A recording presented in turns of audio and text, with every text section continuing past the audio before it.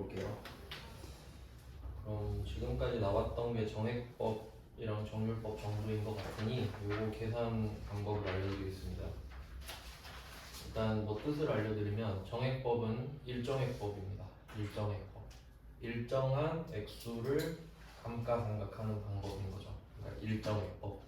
똑같은 금액으로 감가상각을 해야 되기 때문에 그 과정이 n빵인 거죠. n빵을 쳐야 똑같으니까.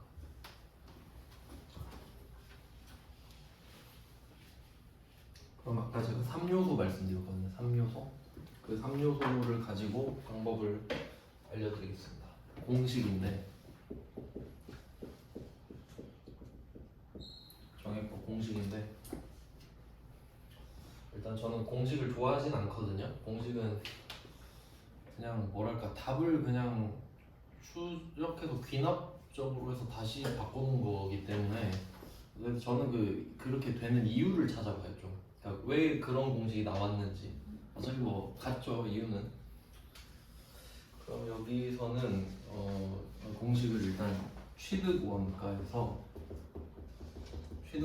잔존 가치를 빼요. 취득원가에서 잔존 가치를 일단 빼놓고 그리고 그걸 내용 연소로 n빵을 쳐주는 겁니다. 이게 정액법입니다. 왜 그런지 생각을 해볼게요. 그러니까 저는 이렇게 공식을 그냥 외우는 거 별로 의미 없다고 생각하는데 이유를 생각해 볼게요. 일단 취득원가가 베이스가 되는 거는 맞죠. 이걸 넘어갈 수는 없다 그랬으니까. 그리고 여기서 잔존 가치를 빼잖아요. 그러면 만약에 내가 100만 원짜리 물건을 산다고 할게. 100만 원. 100만 원짜리 취득원가가 되죠. 근데 내 생각에는 얘를 5년 정도 쓰고 나서 5년 정도 쓰고 나서 당근마켓에 10만 원에 팔려고 그런 생각을 하고 있다고 할게요. 그러면 10만 원에 팔아야 되잖아요. 그럼 역으로 생각하면은 10만 원에 팔아야 되니까 10만 원은 남겨야 되죠. 10만 원은 보호해야 되죠. 보호. 그러니까 100만 원짜리를 내가 샀는데 10만 원에 판다고 생각한 거 자체가 뭐예요? 90만 원 정도 가치가 떨어지겠다라고 생각을 한 거고, 그럼 90만 원은 냅두면 되는 거고 10만 원은 지켜줘야 되죠. 그러니까 빼. 100에서 10을 빼요. 빼놔. 한 곳에. 안 쓰겠다는 소리예요. 그럼 90만 원만 남죠.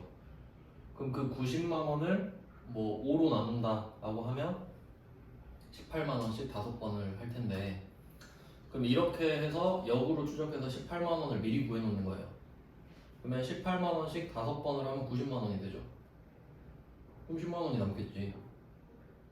결국 결과를 구해 놓고 나서 다시 역추적한 게 공식 아닙니까?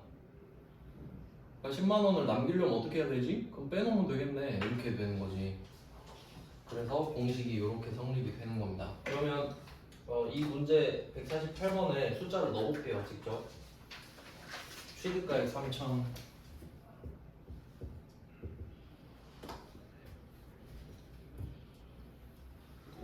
잔존가치는 300이죠? 아니, 잔존가치 없다네. 없으면 0이죠.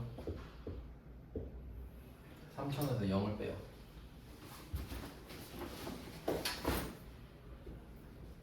그리고 이걸 5로 나눠요.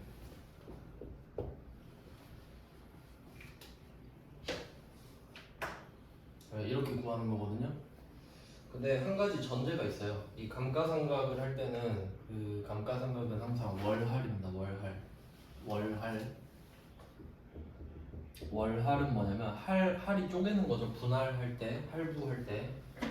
그러면 그 감가상각을 할 때 생각해야 될 거는 항상 12월 31일에 하잖아요. 근데 우리가 유형자산을 1월 1일에 사는 건 아니잖아요. 항상 1월 1일에 사야 12월 31일까지 풀로 1년이죠. 근데 1월 1일까지 기다렸다가 사진 않잖아요. 그냥 사고 싶으면 사고 돈 되면 사고 그런 거지. 그러니까 그 첫 번째 해가 중요해요. 첫 번째 해의 감가상각비가 중요해. 왜? 1년이 안 될 수도 있으니까. 그럼 2년째는 어떨까요? 2년째는 무조건 1년이죠. 1년이 무조건 꽉 차지. 5년짜리잖아요. 5년짜리면은 2년째는 무조건 1년이 꽉 찹니다. 뭐 그림으로 보여드릴게요. 이것도 이해하셔야 됩니다.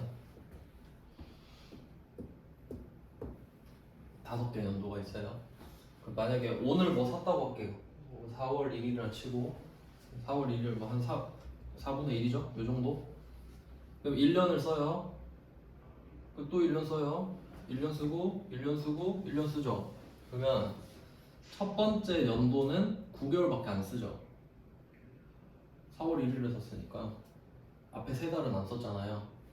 그럼 X 2년도는 어때요? 얘는 필연적으로 1년을 다 쓰지. 3년도도 마찬가지죠.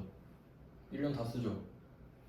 4년도도 그렇지. 5년도는 이것도 일부만 쓰겠지. 아시겠죠? 그러니까 이게 머릿속에 그려져야 됩니다. 그러니까 결과는 뭐냐? 첫 해랑 마지막 해만 중요하지. 이해되시죠? 그러니까 중간에 껴있는 이 3개년도는 무조건 1년 꽉 채워서 쓰잖아요. 그걸 알면 첫 번째 해인지만 보면 되지. 그럼 한번 볼까요? 148번에 취득일이 2018년 7월 1일로 되어 있죠. 그리고 제가 이 문제는 여기 써있네. 2019년. 이거 제가 쓴 건지 모르겠네. 일부러 쓰진 않았을 것 같아요. 왜냐면 연도마다 답이 달라지잖아요. 그러면 19년입니다. 지금 19년이면은 두 번째 해죠. 그럼 무조건 1년이지. 그럼 만약에 이 문제가 18년 기말로 나오면 조금 더 어려워지는 겁니다. 맞나요? 그럼 둘 다 해볼게요. 18년 답이랑 19년 답을 다 구할 줄 알아야 공부가 되는 겁니다. 그럼 공식을 불러왔어요. 그럼 이 정도 암산 되죠? 600만 원이에요. 600만 원. 600만 원이 나왔습니다.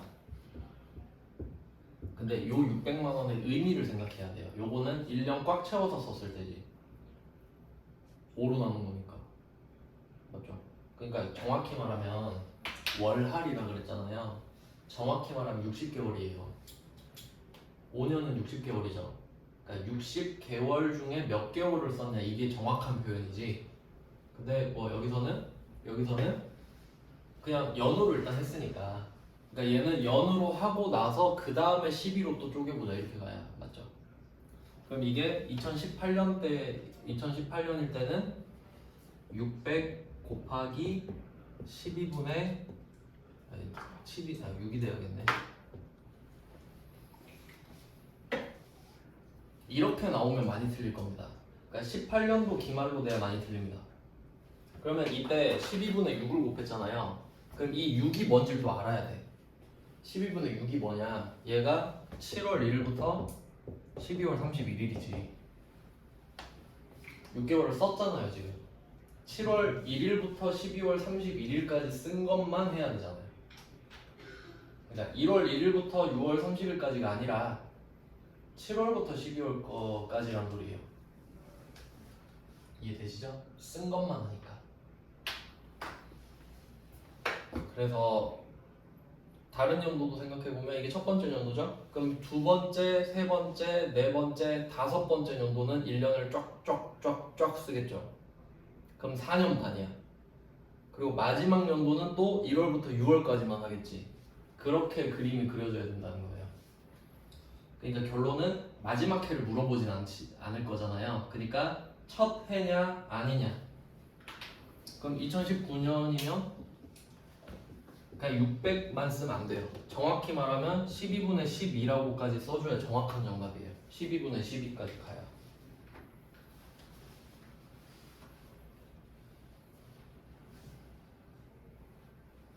네, 요걸 이해하시면 됩니다. 그래서 148번의 답은 600.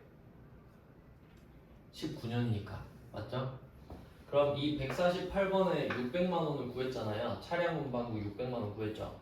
이게 147번에 차량 운반구 400이랑 똑같은 거야. 근데 147번은 그냥 알려줬죠. 차량 운반구 400 해, 400 적어. 근데 148번은 네가 구하고 나서 적어. 그러니까 당연히 148번을 대비하셔야죠. 네, 이렇게 한번 풀어봤어요. 그러면 148번에서 또 이거 궁금할 수 있겠죠? 전기말 감가상각 누계 300 이거 뭐냐? 당연히 19년이잖아요 지금이. 그럼 한번 상식적으로 생각해보세요. 그럼 전기가 18년이죠. 그럼 감가상각 한 번 했겠죠. 얼마 했다 그랬지? 여기 있잖아 여기 300 했잖아요 300. 그 300이 지금이니까 전 기말까지 쌓여있는 게 얼마예요? 300이잖아 300을 했으니까. 근데 지금 상관 있어요? 없지. 정액법은 작년에 얼마 했는지 상관없지. 그쵸? 그냥 공식이 있으니까 그냥 올해 몇 개월 지났는지만 보면 되는 거 아니에요? 그러니까 전기말 누계 상관없음 이렇게 써주시면 돼요. 상관이 없어 정액법은. 아무 상관없어요. 지금 답이랑. 그러니까 이거 빼면 혹시 못 구하나요? 아니잖아. 그러니까 상관없다 이 정도 아셔야 돼요. 네, 그래서 취득일이 중요하다 이렇게 쓰시면 돼요. 그러니까 취득일에 날짜 표시하시고 2019년 이거 표시하셔야죠. 그 두 개 비교. 취득일의 연도랑 올해 연도가 같냐 다르냐가 포인트죠. 다른 게 쉽지. 같은 게 어렵고. 네, 그것까지 이해하시는 게 감가상각의 포인트예요. 네, 그러니까 147번은 조금 그렇지 않나? 풀면서도 기분이 좀 안 좋지 않나요?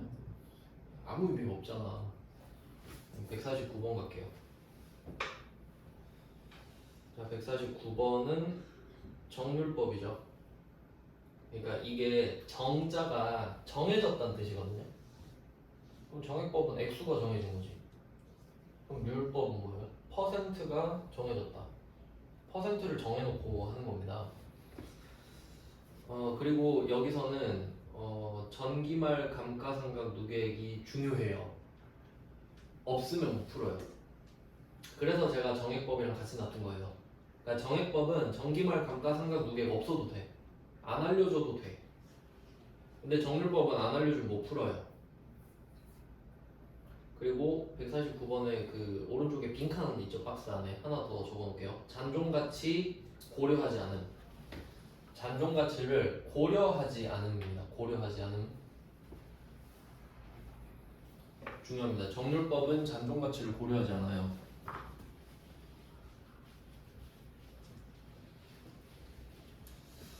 우리 앞에서 몇 번 봤죠? 부가가치세는 고려하지 않음. 많이 들어봤죠? 부가가치세는 고려하지 않음. 그 말은 뭐였죠? 네가 부가가치세를 알든 말든 지금은 신경 쓰지 마라. 하지 마라 이 말이죠. 그러니까 정률법은 잔존가치를 고려하지 않음 이렇게 썼죠? 그럼 이걸 예시를 들어볼게요. 148번 문제에서 잔존가치는 없음이라고 써있죠. 그럼 이때 이 잔존가치 없음은 의미가 있는가? 고려해야 합니다. 잔존가치가 없으니까 0이네. 그러면 3천만 원에서 0을 빼야겠구나 라고 생각을 했죠. 이건 고려를 한 게 맞죠? 이해되시나요? 그러니까 정액법은 잔존가치를 고려해야 되는 겁니다. 헷갈릴 것 같으면 써주세요. 148번의 잔존가치는 없음. 여기다가 정액법은 잔존가치를 고려함. 이렇게 고려한다. 하지만 149번은 고려하지 않습니다. 정률법은 안 해요. 일단 결과를 말씀드렸고, 그러면 또 생각해봐야죠. 만약에 149번 문제에다가 잔존가치 100만원 이렇게 써놓은 거야. 그럼 어떻게 하죠? X 고려하지 않는다며. 그게 아마 난이도를 높일 수 있을 것 같습니다. 그러니까 정률법은 잔존가치를 만약에 주잖아요. 그러면 그게 함정이라고. 그러니까 얘는 착한 애예요. 아예 안 알려줬잖아. 그럼 우리가 고려를 할 수가 없죠. 그럼 왜 그런지 알려드리겠습니다. 일단 정률법은 매해 똑같은 퍼센테이지를 계속 곱해서 그 결과물을 내는 방법이거든요. 그러면 제가 예시를 들어볼게요. 보통 5년이 잘 나오거든요. 여기도 5년이죠. 그럼 정률법은 5년을 집어넣으면 상각률, 그러니까 정률이라고 하는데 정률이 0.451이 나와요. 예시예요. 예시. 이거 외우는 거 아닙니다. 그냥 저는 알고 있는 거예요. 만약에 5년이면 정률이 0.451 나오거든요. 이 말은 45.1%란 소리죠. 45.1%예요. 그러면 5년이죠. 그러면 해마다 정률을 계속 곱한다 그랬잖아요. 그럼 우리가 그 취득원가가 얼마인지는 모르겠으나 여기다가 0.451에 5승을 하겠죠. 결과적으로 이거 계속 곱할 거예요. 5번 0.451 첫 해에 곱하고 두 번째에 또 0.451 셋째 또 0.451 결과적으로 5번 곱하는 거 맞죠? 0.451에 5승. 그럼 이거를 계산기로 한번 해보잖아요. 제가 이거 궁금해서 해봤거든요. 그러니까 왜 저러지? 그러니까 너무 궁금해서 해봤는데 충격적인 결과가 나왔어요. 0.95가 나오더라. 그럼 정률은 어떻게 나온 거냐? 0.95를 결과값으로 맞춰놓고 그걸 역산한 거야. 그럼 만약에 내용 연수가 6년이잖아요. 그럼 정률이 달라지겠지. 0.95로 결과값을 픽스 시켜놨다고요. 그리고 무조건 몇 승을 하든 간에 0.95가 되게 해놨다고. 그게 정률의 포인트라고요. 그러면 연수가 커질수록 정률이 작아지겠죠. 그건 시험 안 내요. 그냥 그렇다고. 그럼 여기서 시사하는 게 뭐냐? 0.95의 의미를 알아야 되죠. 그럼 우리가 이 정률을 따라서 5번을 감가상각하잖아요. 그럼 5%가 남는다는 소리 아니에요? 0.95가 95%니까 5%가 남는다는 소리죠. 그럼 그게 뭘까? 잔존가치. 잔존가치. 그럼 이거 뭐죠? 정률 안에 잔존가치가 고려되어 있죠. 이미 0.451이 잔존가치를 생각을 하고 있다고. 얘 자체가. 얘가 고려를 하고 있는데 우리가 또 고려할 필요 없죠. 얘가 이미 지가 알아서 하겠대. 그러니까 정률법 쓰면 야 정률 나 너 쓸 거야. 내가 알아서 해줄게. 너는 잔존가치 쓰지 마. 내가 할게. 사공이 많으면 걔가 산으로 가죠. 얘가 한다 그랬는데 나도 한다고 막 깝치면은 금액이 틀어져 버리지. 이해되세요? 그러니까 정률법 자체가 잔존가치를 고려하는 방법이 아닌 게 아니고 정률이 이미 잔존가치를 고려하고 있기 때문에 여러분이 고려를 안 한다고요. 해석 잘해야 된다 이거. 그러니까 제가 이해하라고 결과 말씀드린 거예요. 그러니까 이 정률이 이미 지가 잔존가치를 반영하고 있죠. 이 말이 잔존가치가 0.5란 소리잖아요. 잔존가치가 0.05 그러니까 5%를 지가 알아서 남긴다는 소리죠. 그러니까 하는 거 아니에요. 뭐 같이 써두시면 되겠죠? 아니 뭐 이렇게 써놔야 헷갈릴 것 같으면은 정률법에다가 잔존가치 100만원 이렇게 써놓고 X 이렇게 쓰면 되잖아. 그리고 고려하지 않는다는 뜻이다 이런 식으로.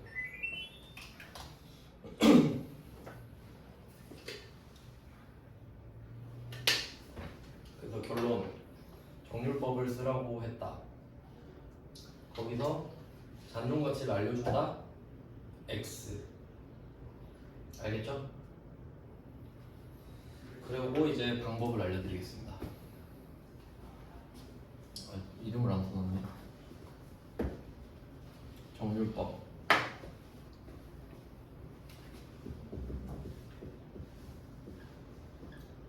자, 정률법은 취득원가로 시작을 하는 것 같고요. 그럼 얘는 잔존가치를 우리가 고려 안 한다 했죠. 우리는 고려하지 않아요. 그럼 뭘 빼냐? 전기말 감가상각 무계획을 뺍니다.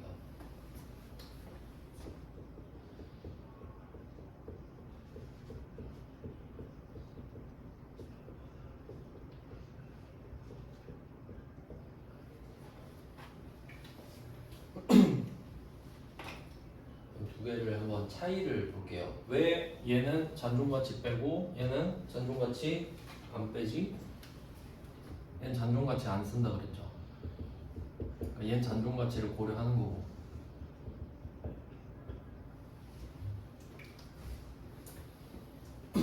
전기말 감가상각 두 개. 왜 그렇게 되냐면요. 정액법은 매해 똑같잖아요. 감가상각비가 매해 똑같아요. 그러니까 매해 똑같다라는 말은 1년 기준 감가상각비가 똑같다는 소리입니다. 첫 해는 달라질 수 있지. 근데 그건 우리가 조정을 했잖아요. 12분의 몇 이래 가지고. 근데 1년치 풀로 쓰면 감가상각비는 똑같은 거 맞죠? 그 말이에요. 정액법은. 그러니까 전기 말게 왜 필요해? 어차피 똑같은데 작년이나 올해나 내년이나 똑같을 건데 작년에 얼마 썼는지 왜 물어봐요? 그쵸? 이유가 없죠. 안 궁금하지. 그러니까 안 써요. 안 궁금하니까. 근데 정률법은 해마다 0.451을 곱해야 되거든요. 그러니까 그건 정해진 거예요. 0.451을 곱하는 게 이건 컴퓨터가 해줘요. 컴퓨터가 알아서 해줍니다. 근데 문제는 어디다가 때릴 거야? 이렇게 물어본 거야. 그러면 지금 이걸로 한번 해볼게요. 3천만 원이죠. 이거 금액이 좀 복잡하니까 1,000만 원으로 바꿀게요. 1,000만 원으로. 그럼 첫 번째 해 얼마 할래 하니까 1,000만 원에 0.451을 곱해요. 암산 되죠? 451만 원. 그럼 451만 원을 감가상각을 한 거예요. 그럼 두 번째 해에는 얼마에다가 할래 하면 두 번째 해에다가 또 1,000만 원 할 수 있나? 1,000만 원 중에 451만 원이 날라갔잖아요. 이미 없어졌잖아. 이미. 그러면 두 번째 해는 어떻게 하겠어요? 1,000만 원에서 이 금액을 뺀 금액에다가 0.451을 또 곱해야겠지. 없는 거에다 또 때리면 어떡해요? 1,000만 원에서 451만 원은 날라갔잖아요. 지금 1년 차에 없어졌잖아. 그러니까 한 550만 원 남았죠. 2년 차에는. 그러면 2년 차는 550만 원에 또 0.451을 곱한다고. 그래서 공식으로 굳이 공식으로 하면 1,000만 원 빼기 1,000만 원 곱하기 0.451을 하고 나서 곱하기 0.451을 하는 거예요. 이렇게 돼. 그러니까 이걸 뭐라고 하냐? 이걸 전기말 감가상각 누계비라고 하지. 지금은 그런데 그러니까 지금 2년 차도 충분히 복잡하죠. 3년 차까지 해야 이해할 수 있었어. 3년 차까지 해야. 그럼 3년 차는 어떻게 되겠어요? 1,000만 원 딱 기준 잡고 1,000만 원에서 1년 차 거 빼고 2년 차 거도 빼야 되죠. 3년 차는. 그러니까 그걸 전기말 감가상각 누계액이라 그러잖아요. 1년 차 때 뺐던 금액이랑 2년 차 때 뺐던 금액이 쌓여 있잖아 지금. 감가상각 누계액으로. 그러니까 전기말 감가상각 누계액. 물론 2년 차는 1년 차 거밖에 없지만 2년 차 입장에서는 1년 차 거만 쌓여 있는 게 누계액이잖아요. 2년 차 입장에서는. 그러니까 누계액 맞지.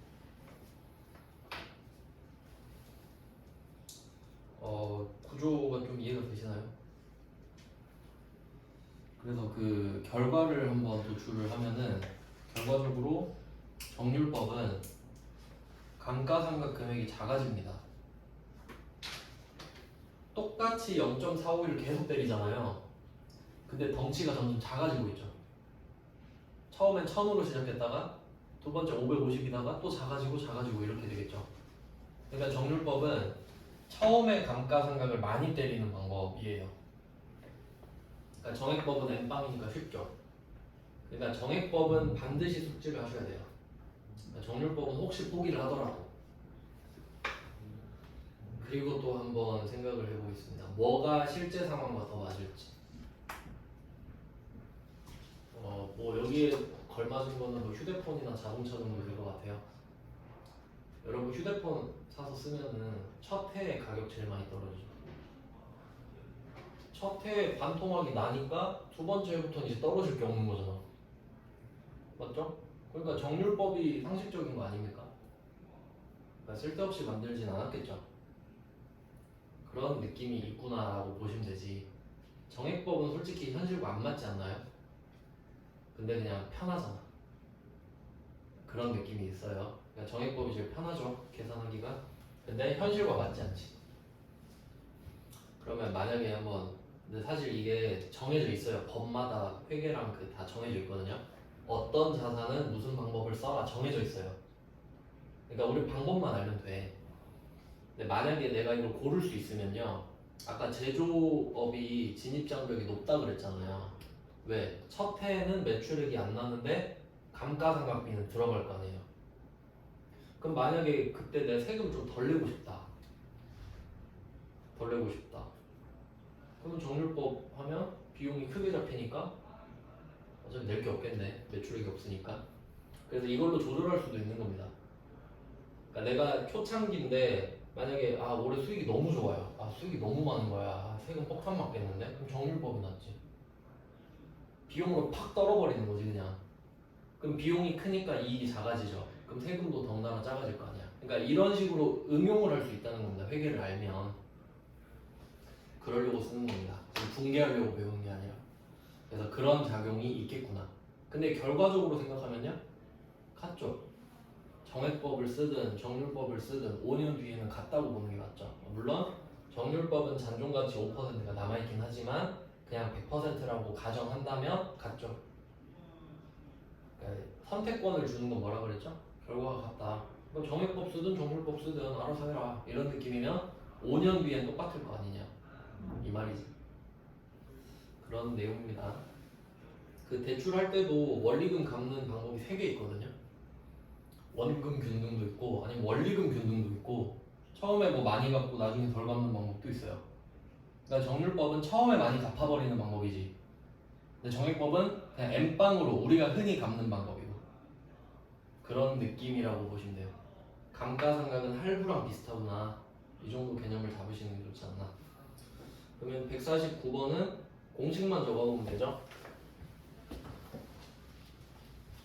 공식을 적었으니까 식만 적어놓으면 되죠. 일단 먼저 체크할 거 취득 연도 보세요. 취득 연월일 19년 7월 27일 써있죠. 근데 얘는 연도를 제가 안 써놨거든요. 아마 19년 2개 다 해볼게요. 19년도면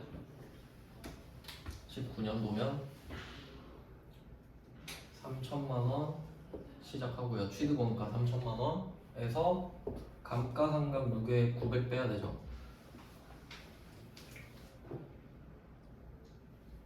전기말 감가상각 누계.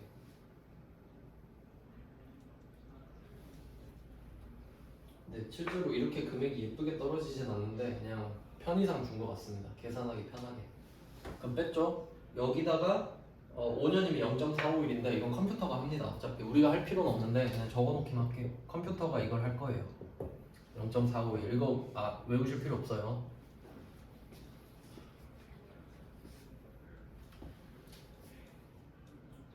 그럼 이게 2019년이면 이게 이렇게 내면 다 틀립니다. 왜냐면 이것도 아마 잘 모를 텐데 근데 19년이면 올해죠. 그럼 148번은 그래도 인감비 있게 7월 1일이에요. 그럼 딱 봤을 때 6개월 깔끔하게 썼네 이러겠죠. 근데 또 1일 기다렸다 사지 않잖아요. 얘는 7월 27일이죠. 그럼 이제 멘붕이 오는 거야. 몇 달을 쓴 거지? 5개월인가 6개월인가 이렇게 되죠. 제가 월할이라고 말씀을 드렸는데 하루라도 쓰면 그 달을 포함합니다. 하루라도 쓰면. 그러니까 왜 그렇게 되는지 알려드릴게요. 그러니까 아까 제가 연도로 그림을 그려드렸죠. 연도로. 그러면 첫 번째 해가 7월 27일이잖아요. 그럼 이게 한 달을 쓴 게 돼요. 60개월 중에. 그럼 좀 억울하죠. 우리가 이때 끽 해봤자 7, 8, 9, 10, 11, 5일 썼을 텐데 한 달치 감가상각비를 먹어버리면 좀 억울하지 않나요? 그렇죠? 그러면 맨 뒤에 개월 있잖아요. 마지막 개월을 안 치면 돼. 지금 5일 쓰고 한 달을 잡아버렸잖아요. 그러면 뒤에 61개월째를 안 하면 된다고 그냥 끊어버리면 돼 그냥. 그러니까 뒤에가 어떻게 끝에 가면은 이게 딱 1년이 되려면 7월 26일 이렇게 돼야 될 거 아니에요. 5년 뒤에. 그럼 이 7월을 안 잡는다고. 그럼 얘는 26일을 써도 공짜잖아요. 왜? 이때 미리 땡겼었으니까. 그러니까 앞에 우리가 5일밖에 안 썼는데 한 달을 잡잖아요. 그럼 26일 억울하죠. 그게 60개월째 26일을 땡겨왔다 생각하면 돼. 어차피 쌤쌤이잖아. 그러면 이러나 저러나. 그러니까 칸을 이렇게 그냥 앞으로 한 칸 땡긴 거라고. 61개월을 감가상각하진 않을 거 아니에요. 그러니까 앞에 한 달을 땡겼으니까 뒤에 달이 없어진다고. 결과적으로. 그래서 월할의 의미는 이거예요. 365로 쪼개지 않는다. 365로 쪼개면 얼마나 피곤합니까? 그럼 365로 쪼갰다가 8, 9, 10, 11, 12, 5개월에 5일 더 해야 돼. 피곤하죠? 달력 보면서 왜 이거 해야 되잖아. 이거 31일, 30일 이러면 피곤하잖아요. 그러니까 그냥 12개로 하자고. 그럼 저는 손해봤는데요. 아, 마지막 달 빼줄게 하면 되니까. 그래서 결론은 얘는 6개월이고 똑같이. 이해되시나요? 그러니까 하루만 써도, 그러니까 이게 그 148번은 납득이 되죠. 7월 1일에 샀으니까 7월은 한 달을 풀로 썼잖아요. 그럼 6개월이지 이렇게 되죠. 근데 149번은 아 이거 5개월 아닌가 이렇게 생각이 들잖아요. 그래도 6개월. 하루라도 쓰면, 그러니까 7월 31일에 사도 6개월이야. 7월 하루 썼잖아요. 대신 마지막 7월을 안 잡아주면 된다. 그거 꼭 이해하셔야 돼요. 아 그건 아닌데 납득이 돼야 문제를 푸니까. 그래서 결론은 여기에다가 12분의 6을 곱해주는 게 답이 되겠다. 얘도 7월 1일부터 12월 31일입니다. 이 6개월이.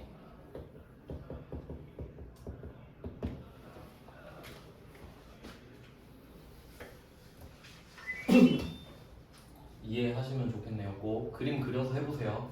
제가 한 말이 무슨 말인지 이해 안 되면 꼭 이해하고 넘어가셔야 돼요. 이게 그래도 우리는 이게 얼마나 이 정도면 착한 거냐면, 만약에 세무사 문제는 어떻게 나오냐면요, 4년 차에 정률법으로 감가상각비를 구하라 그러거든요. 근데 아까 그림 보여드렸죠. 이게 엇갈리게 가잖아요. 이렇게 엇갈리게 가죠. 근데 만약에 요때 감가상각비를 구하라 그래. 그러면 정률법 앞에 거 구해서 개월수, 뒤에 거 구해서 개월수 곱해서 더해야 돼요. 정률법은 해마다 다르잖아. 정률법은. 정액법은 앞에 해나 뒤에 해나 똑같죠. 그러니까 금액이 똑같잖아. 일방이니까. 그러니까 개월수만 12개월만 확인하면 끝나요. 정액법은. 근데 정률법은 앞에는 3년차, 뒤에는 4년차. 감가상각비가 다를 거 아니에요. 3년차랑 4년차가 다르잖아. 정률법은. 맞죠? 그러면 이 해에 3년차가 몇 개월 걸리고 4년차가 몇 개월 걸렸는지 따로따로 구해서 더해야 된다고. 이 해의 감가상각비를 구하려면요. 그러니까 결론은 뭐냐면 첫 번째 해나 두 번째 해밖에 못 내요. 그러니까 두 번째 해를 낼 수가 없어. 정률법은. 여러분한테 정률법 문제를 냈는데 두 번째 해를 낸다. 미친놈이에요. 정신 나간 놈이지. 왜냐면 그러니까 결과적으로 아시는데 정률법은 무조건 첫 번째 해만 낼 거야. 이유 이거는 이해를 하고 넘어갑시다. 자, x 1년이랑 x 2년 있죠? x 3년까지 이렇게 해볼게요. 그러면 4월 1일이라 해볼게요. 그러면 4월 1일부터 한 사이클 돌죠. 4월 1일부터 또 한 사이클 돌죠. 이렇게 두 사이클이 있죠. 그러면 정률법을 구하라고 하는데 1년치를 구하라고 하면 첫 번째 공식 이거 해서 곱하기 12분의 9 하면 되죠. 9개월 지났으니까. 여기까지 이해되시나요? 근데 두 번째 해를 내면은 첫 번째 해에 3개월 걸려있죠. 그러니까 1년차 감가상각비에 3개월 걸리고 2년차 감가상각비에 9개월 걸리잖아요. 그럼 그걸 두 번 구해야 되잖아. 그리고 1년차에 3개월 곱하고 2년차에 9개월 곱해서 더해야 이 두 번째 연도의 감가상각비가 나온다고요. 정률법 문제를 내면. 그러니까 이걸 못 낸다고. 결론. 미친놈 아니에요? 이걸 회계 1급에 내? 그러니까 그걸 알면 아 감가상각 정률법은 무조건 올해구나 이렇게 답이 나와. 못 낸다고요. 그러니까 148번은 정액법이잖아요. 얘는 작년이든 내년이든 총액이 똑같죠. 그러니까 개월수만 구하면 되잖아. 근데 정률법은 해마다 감가상각비가 달라버리죠. 그러면 그 구조 때문에 2년차부터 낼 수가 없다라는 소리입니다. 그러니까 정액법은 1년 차인지 2년 차인지 확인을 하셔야 되고 정률법은 무조건 1년 차라고. 네, 그냥 어렵다, 어렵네 이 정도 아시면 돼요. 정률법은 2년 차부터 내지 않는다라고 생각하시면 됩니다. 마음 편하잖아 그럼. 그러니까 얘는 구조상 19년이에요. 아 근데 그렇게 해야 되는데 또 정기말 감가상각 누계획이 붙어있네요. 그러니까 문제를 지들이 막 편집해버리는 거예요 그냥. 그러니까 실제로는 그렇게 내면 안 돼요. 아 얘네들 때문에 참 제가 할 말이 없어지네요. 그리고 149번은 고정자산 등록 메뉴, 이것도 표시를 좀 할게요. 고정자산 등록 메뉴. 요거는 그 고정자산은 감가상각 대상자산 이게 써있죠 문제에. 그거랑 같다라고 표시해주세요. 감가상각 대상자산이랑 고정자산을 같다 표시해두시면 됩니다. 그러니까 말 그대로 감가상각을 해야 되는 자산을 딱 사잖아요. 그럼 여기다가 등록을 딱 시켜요. 그리고 얼마에 샀습니다, 몇 년 동안 쓰겠습니다 하면은 지가 감가상각비를 구해줘요. 그러니까 개꿀이지. 그러니까 약간 의무라기보다는 우리가 꿀을 빨아야 되기 때문에 여기다 씁니다. 여기다 쓰면 감가상각비를 구해주니까. 그러니까 정률법은 여기 정률 안 알려줬잖아요. 여기 쓰면 지가 구해주거든. 그래서 그 결과물을 받아 적으라 이 말이에요. 그래서 어디에 적힌 거를 받아 적냐? 삼각 범위액 써 있는 거 있죠. 이 칸에 답이 적혀 있어요. 삼각 범위액을 표시하시면 돼요. 그러니까 고정자산 등록 메뉴 가가지고 기계장치 쓰고 3천만 원 쓰고 900 쓰고 막 5년 쓰고 하라는 소리예요. 그러면 삼각 범위액이라는 칸에 답이 나와 있거든요. 그 답을 받아 적으라는 소리야 자동결산에. 네, 그게 147번으로 치면 500만 원이 되겠죠. 그런 내용입니다. 그러니까 얘는 뭐 개월수도 따질 필요도 없겠네. 정률법은 이거 계산기로 써라 이 말이니까. 그럼 결론을 다시 정해드릴게요. 정액법 문제가 나오면 148번처럼 나올 건데 옳은지 아닌지 파악할 것. 그리고 정률법 문제를 내면은 이렇게 계산기를 써서 풀라고 할 거니까 신경 안 써도 돼. 이 결론입니다. 수준을 이렇게까지 낮춰서 내는구나. 근데 계산기 주면 상관없잖아요. 몰라도. 그래서 정률은 몰라도 되고요. 그 다음에 150번은 같은 방식으로 풀어주시면 되는 겁니다. 같은 방식. 근데 150번은 삼각률, 맞춤법 틀렸네. 삼각률인데 삼각률 이게 0.313 써있죠 정률법에. 그럼 이거는 손으로 풀어라는 거예요. 손으로 푸세요 이렇게 된 거거든요. 그리고 정률법의 연도를 한번 보세요. 취득일자가 2020년대 있죠. 근데 당기는 2021년인데 어떡하지? 근데 1월 1일이잖아요. 그러니까 얘는 딱 깔끔하게 1년 차에 1년 차, 2년 차에 2년 차죠. 요건 그래도 양식이 있는 거지. 그래도 이거 그럼 150번의 정률법만 답을 좀 알려드릴게요. 정액법은 아셔야 돼요. 정액법은 이거 어떻게 구하죠? 정액법? 2억 나누기 40이죠. 잔존가치를 말을 안 해줬잖아요. 그럼 잔존가치가 없는 거지. 뭐 그렇게밖에 해석 못하죠. 그러니까 정확히 말하면 150번의 건물은 2억 마이너스 빵원 그걸 40으로 나눈 거니까 2,500만 원이에요. 그렇게 되나요? 맞죠? 아닌가? 이거 어떡하지? 2,500 맞죠? 250인가?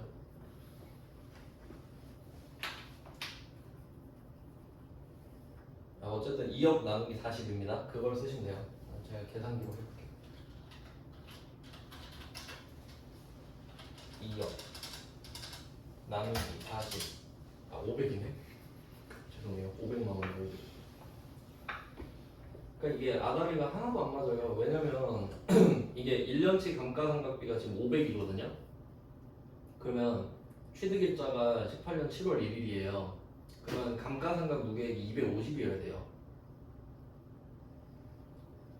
아니다. 18년이니까 맞겠네요. 죄송합니다. 그러니까 이게 1250이 왜 나왔냐면 18년도에 6개월 썼죠. 19년도에 12개월 썼죠. 20년도에 12개월 썼죠. 1년에 500이잖아요. 그러니까 500, 500, 250. 잘 해놨네. 괜히 깠네. 죄송합니다. 그러면 500, 500, 250이 붙어 있어서 1250인데 근데 우리가 이거 알 필요 있나요? 없지. 우린 그냥 2억 빼기 0 나누기 40만 하면 되죠. 그러니까 500이거든요. 근데 이게 21년도면 첫 해가 아니죠. 그러니까 500 곱하기 12분의 10이지. 그래서 얘는 답이 500이에요. 사무실은. 근데 문제는 기계장치인 거예요. 이걸 지금 틀리라고 낸 건데 공식을 제가 한번 써볼게요. 그러니까 이건 좀 일부러 어렵게 낸 건데 자, 일단 취득가액이 5천입니다. 근데 이걸 작년에 산 거거든요. 작년에. 그럼 올해 기준으로는 21년이잖아요. 그러면 21년 기준으로는 20년이 작년이고 20년에 감가상각 한 번밖에 안 했어요. 그리고 21년 건 지금 하려고 그래. 그러니까 실제로는 2년을 썼지만 1년치밖에 감가상각이 안 들어간 상태입니다. 맞죠? 2년치는 지금 해야 되니까. 그러면 그 1년치가 나와있죠? 1565만원 써있죠? 이걸 빼. 이건 필요하다 그랬죠? 5천에서 1565만원은 작년에 날렸으니까 이 금액을 빼줍니다. 거기다가 0.313을 곱해라. 상각률을 줬으니까. 상각률은 정률이랑 같은 뜻입니다. 상각을 하는 정해진 비율이기 때문에. 그럼 이게 끝이 아니죠? 여기다가 12분의 12를 곱해야 답이 나온다는 소리예요. 왜? 올해 1년 동안 꽉 채워서 썼으니까. 그래서 정률법을 주려면 1월 1일에 샀다고 해야만 해요. 안 그러면 아까 말씀드린 어려운 상황이 나와요. 1년치랑 2년치랑 개월수 구해서 더하는 상황이 나오기 때문에 그걸 아니까 정률법은 1월 1일밖에 낼 수가 없는 거예요. 네, 이런 내용이 됩니다. 그래서 147번부터 150번까지가 다 자동결산이에요. 차이는 147번은 금액을 그냥 알려준 거고 148부터 150은 네가 좀 구해서 적어라 이런 느낌이었어요.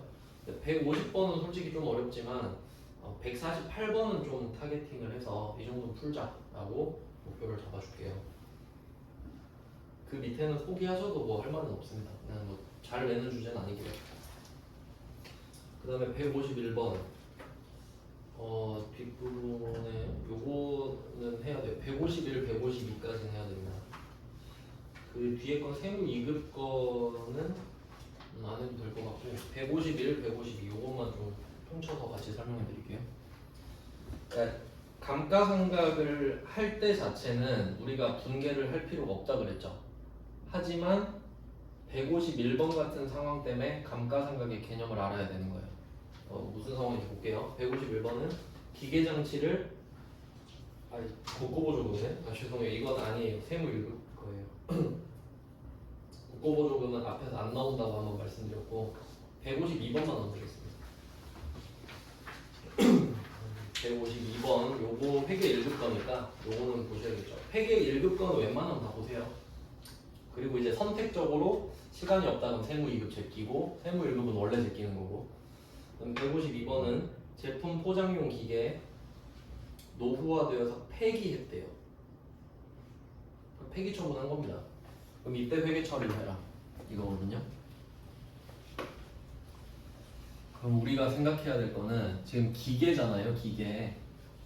그럼 기계를 딱 들으면은 생각해야죠. 이건 썼겠구나.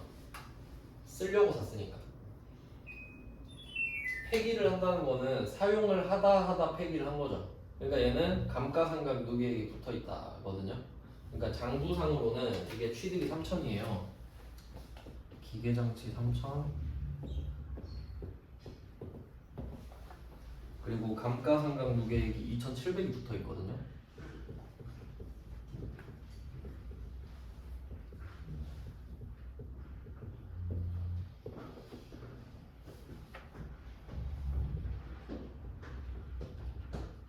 그러면 장부 금액을 우리가 찾아낼 수 있죠. 300입니다. 3,000에 샀는데 내 생각엔 2,700 정도 쓴 것 같다, 이런 느낌이네요. 그러니까 뭐 예를 들자면 이런 느낌이에요. 1년에 감가상각비 300을 주고 9년 동안 쌓아놓은 거예요 지금. 뭐 그런 느낌으로 보시면 돼요. 그러면 우리 입장에서 이 기계장치를 폐기하잖아요. 그럼 어떻게 되냐? 300만 원의 손실이 생깁니다. 왜? 3,000에 사서 2,700을 썼다고 생각했거든요 우리는. 그러면 아직 이 기계에 대해서 300만 원의 가치가 남아있다고 생각하는 거거든요. 그게 팩트든 아니든 상관없어요. 내 생각이니까. 내 생각에는 300 남았는데 얘를 폐기해야 되네? 그럼 이 말은 장부 금액에서 이 300을 덜어내야 된다는 소리니까 우리 입장에선 자산 300이 줄어드는 거예요. 맞나요? 그러니까 일단 300은 예견돼 있는 거지.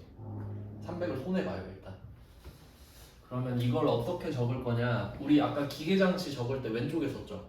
그럼 이게 나가면 오른쪽에 쓰는 겁니다. 이건 진짜 기계장치가 사라졌기 때문이에요. 기계장치를 대변으로 빼서 3천만 원짜리를 없애줍니다.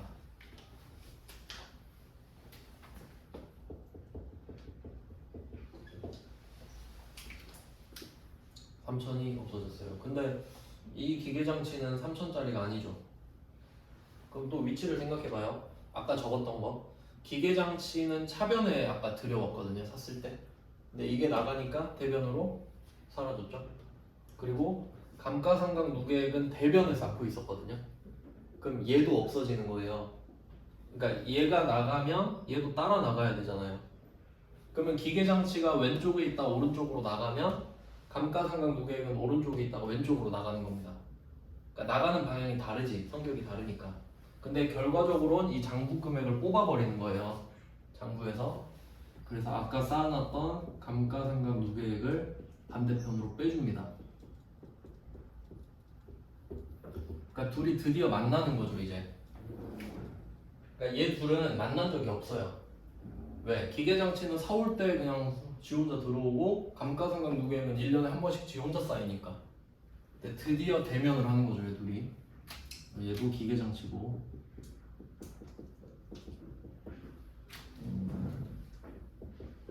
얘는 자산의 증가가 돼요. 오른쪽에 있었을 때 자산의 감소였기 때문에 반대로 빠지면 자산의 증가가 돼요. 그냥 반대라서 그렇습니다. 자, 이렇게 하면 이 두 개가 세트인데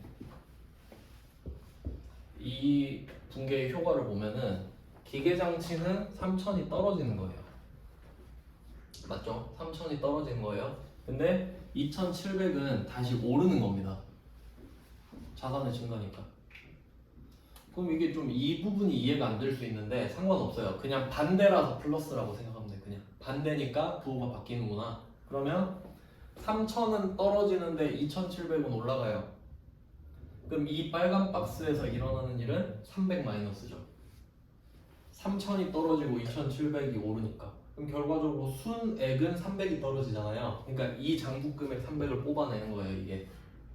이 두 개를 빼면 얘도 같이 나가는 거잖아요. 얘 둘의 결과물이 얘니까. 그러니까 300이 줄어들어야 맞지. 그럼 우리는 이걸 폐기하면서 300을 이미 손해를 봤어요. 근데 이거 폐기하는데 현금을 또 쓴 거지. 현금 25만 원이 또 나갔죠. 또 빼줘야죠. 현금 25만 원.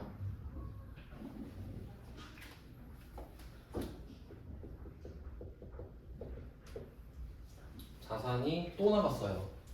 그럼 우리 입장에서 자산의 총 유출액은 325만 원이죠. 맞죠? 회계상으로. 그럼 325만 원이 지금 기분이 좋은 건 아니잖아요. 기분이 안 좋다.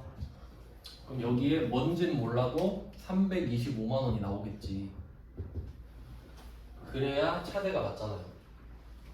얘가 3천이 325만 원이니까 얘도 3,025만 원이 돼야 되거든요. 그럼 이게 325만 원이 뭐냐? 기분이 안 좋다. 왜 안 좋냐 하니까 유형자산을 처분. 그러니까 이거는 정확히 말하면 제거죠. 네, 그 제거도 그냥 처분이라고 말을 하거든요. 처분 손실. 그러니까 결국 단기 매매 증권 때 배웠던 게 또 비슷한 게 또 나온 거죠. 그러니까 지금은 차이가 있다면 돈을 받진 않지. 그냥 폐기하는 거잖아. 폐기하는 거니까 돈을 받진 않아요. 그래서 여기서는 손실만 나오겠죠. 유형자산 처분 손실입니다.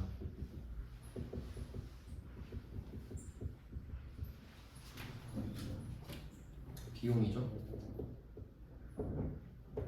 그래서 결론은 아까 감가상각 할 때 분개를 할 필요가 없다고 말씀을 드렸지만 이 문제를 풀려면 필요했던 거 맞죠? 그래서 제가 적어드렸던 이유가 그겁니다. 그러니까 반대로 간다라는 걸 알고 계셔야 돼요. 그러니까 기계는 샀을 때 한 번만 들어오고 감가상각 누계액은 12월 31일마다 계속 쌓이고 이 유형자산을 장부에서 제거할 때가 되면 둘은 만납니다. 필연적으로 같이 나가야 되기 때문에 만나서 손잡고 나가야 되거든요. 그래서 만났고 같이 나갔어요. 그래서 그걸 없애는데 25만 원을 더 써서 총 325만 원의 손해를 봤다 이렇게 되고요. 그리고 이 정도는 좀 쉬운 편이에요. 왜냐면 나중엔 팔아요. 그럼 돈 들어오거든. 그럼 이건 만약에 팔면 어떻게 되냐면 내가 지금 300만 원이잖아요. 이 기계 장치가. 그러면 이게 원가가 돼요. 300이. 기준이 된다고. 그러니까 내 생각에 이 기계는 300이라는 생각이 있잖아요. 회계상 장부상으로. 그럼 내가 이거를 200에 팔잖아요. 그럼 처분 손실 100이 나오겠지. 400에 팔면 처분 이익 100이 나올 거고. 그러니까 팔 때는 돈을 받잖아요. 그러니까 처분 이익, 처분 손실이 다 나올 수 있어요. 돈을 받으니까. 받는 금액에 따라. 근데 지금은 폐기잖아요. 폐기는 무조건 손실이지. 갖다 버리는 거 아니에요. 돈을 안 받을 거 아니야. 그리고 만약에 돈을 내가 고철을 팔아서 돈을 받을 수 있다라고 해도 이런 느낌이에요. 내가 만약에 폐기 처분하는데 100만 원이 들었어요. 근데 그 고철 값으로 75만 원을 받은 거야. 폐기하는데 100만 원, 고철 값 75만 원 받았어요. 그럼 결국 난 25만 원 쓴 거지. 그러니까 그런 식으로 쓰는 거예요, 이걸. 뭐하러 100만 원, 75만 원 쓰겠어요. 그냥 25만 원만 쓰고 마는 거지. 그런 느낌으로 보시면 돼요, 지금은. 그래서 요 정도까지 해놓으면 되고 나중에 팔 때는 부가가치세까지 붙어요. 그러니까 요거 잘 해놓으셔야 됩니다. 이거 중요 표시 하세요. 그러니까 지금은 폐기인데 나중에 처분이 나오면 부가가치세도 나오고 돈도 받겠구나, 더 어렵겠구나. 그리고 이것까지만 볼게요. 단기에 감가상각비는 고려하지 말 것. 일단 우리 배운 거 있죠. 고려하지 말 것은 좋은 거다. 안 하니까. 그럼 일단 안 하면 되는데 무슨 말이냐면 7월 5일이죠 지금. 그럼 내가 작년 말에는 감가상각을 했을 거 아니에요. 그럼 그 금액이 뭐 300이라고 치면 그게 2,700에 포함되어 있는 거죠 지금. 그러니까 작년에 300을 한 것 때문에 지금 2,700이 되어 있다고 할게요. 가정을 하면. 근데 오늘 7월 5일에 팔면은 내가 지금 6개월은 꽉 채워서 쓴 거죠. 그럼 그냥 6개월이라고 치면 지금 처분을 하잖아요. 그럼 6개월치 감가상각비를 지금 즉시 해야 돼요. 안 그러면 6개월을 썼는데 회계 처리는 안 한 게 되잖아. 그럼 우리한테 이득이 돼버리죠. 그러니까 이런 식으로 불시에 처분을 하게 되면 그 처분한 날에 지금까지 쓴 거 있죠. 1월 1일부터 지금까지 쓴 거. 그것까지 계산을 해서 감가상각비로 넣은 다음에 처분을 해야 돼요. 그러니까 뭐 예를 들면 이런 느낌이지. 1년에 300이라고 쳤는데 지금 6개월 더 썼죠. 그럼 원래는 이 2,700에 150을 더 해야 돼. 그리고 2,850짜리를 폐기했다고 해. 맞아요. 원래는. 근데 고려하지 말라 그러죠. 그러니까 단기의 감가상각비가 뭐예요? 1월 1일부터 7월 5일 것까지 말하잖아요. 이 말은 그냥 너 모르지? 하지 마. 이 말이거든요. 우리는 다행이다. 어떻게 알았지? 하고 안 풀면 돼. 이해되시죠? 근데 일단 우리한테는 이렇게 낼 거예요. 단기의 감가상각비는 고려하지 말 것. 일단 상관없죠? 아니면 이렇게 낼 수도 있습니다. 현재까지 감가상각 누계액 2,700 이렇게 말할 수도 있어요. 그 말은 7월 5일 것까지 내가 해놨다는 소리야. 근데 어찌됐든 간에 우리는 할 필요 없어요. 우리 수준에 내진 않으니까. 왜냐면 그럼 회계 처리가 2개 돼요. 감가상각 하나 처리해야 되고 그 반영해서 폐기시켜야 되기 때문에 그 정도 알고 계시면 되고요. 밑에 거는 뭐 세무 1급, 세무 2급 건데 이거는 범위가 아닙니다. 그냥 넣어놨어요. 그래서 오늘 해서 유형자산이 드디어 끝났고요. 그리고 그 남은 거는 무형자산이랑 기타 미유형자산 금방 끝나거든요. 그거 하고 바로 부가가치세로 아마 내일 넘어갈 것 같아요. 네, 고생하셨습니다.